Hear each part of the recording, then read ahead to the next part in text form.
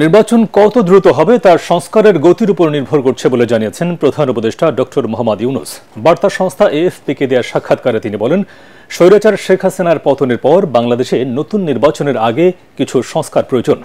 আজারবাইজানের রাজধানী বাকুতে COP29 জলবায়ু সম্মেলনের সাইডলাইনে এএফপিকে দেয়া সাক্ষাৎকারে প্রধান উপদেষ্টা এসব কথা বলেন। দ্রুতই দেশকে গণতান্ত্রিক ভোটের দিকে নিয়ে যাবেন বলেও আশ্বস্ত করেন তিনি। আরও জানাচ্ছেন ফারহিন ইসলাম টুম্পা। জুলাই আগস্ট গণঅভ্যুত্থানে স্বৈরাচার শেখ হাসিনা সরকারের পতনের পর অন্তর্বর্তী সরকারের দায়িত্ব নেন নোবেলজয়ী অর্থনীতিবিদ ডক্টর মোহাম্মদ ইউনূস। এরপরই রাষ্ট্র সংস্কারের নানা উদ্যোগ নেন তিনি।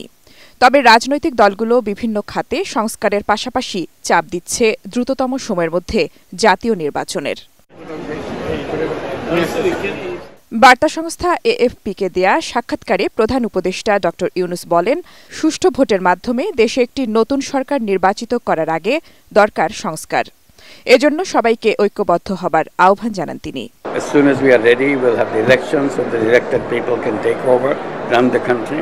We are the interim government. So our period should be as short as possible. Double million offer Walton fridge কিনে পেতে পারেন 20 লক্ষ টাকা, রয়েছে কোটি কোটি টাকার নিশ্চিত উপহার। এ সময় ডক্টর ইউনূস বলেন, সাংবিধানিক সংস্কারের পাশাপাশি জাতীয় সংসদ ও নির্বাচনী বিধিমালার কাঠামোর বিষয়ে ঐক্যমত দরকার। বলেন, বিপ্লবের পর মাত্র 3 মাস পেরিয়েছে।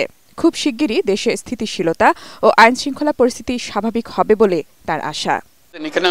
যে কোনো সরকারই স্থিতিশীলতার বিষয়টি নিয়ে উদ্বিগ্ন থাকে, আমরাও উদ্বিগ্ন। তবে আশা করছি দ্রুতই আমাদের আইন শৃঙ্খলা পরিস্থিতি আরও উন্নত হবে। এজন্য দেশবাসীর সহযোগিতা ও ধৈর্য প্রয়োজন। COP29 জাতিসংঘ জলবায়ু সম্মেলনে যোগ দিতে আজারবাইজানের রাজধানী বাকুতে অবস্থানকালে বুধবার বার্তা সংস্থা এএফপিকে এই সাক্ষাৎকার দেন নোবেলজয়ী অর্থনীতিবিদ ডক্টর মোহাম্মদ ইউনূস। ফারহিন ইসলাম টুম্পা, ATN বাংলা।